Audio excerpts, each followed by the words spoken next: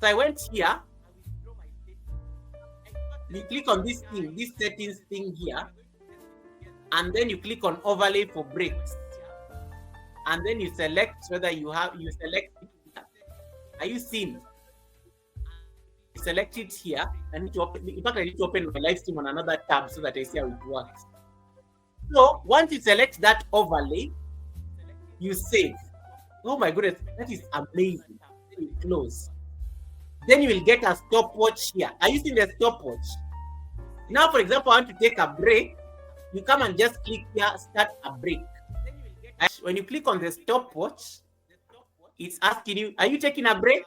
Choose how long you're going to be away. You're going to show ads to applicable users so your stream will keep earning.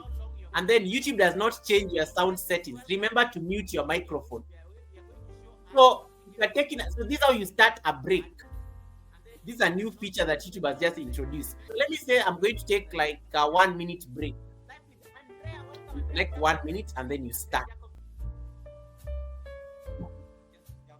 The break is over. The break is over. So, and it asks you, I hope you had a good break. You can resume or you can extend the break. So you have to make sure you click on resume so that now you can now resume from the break.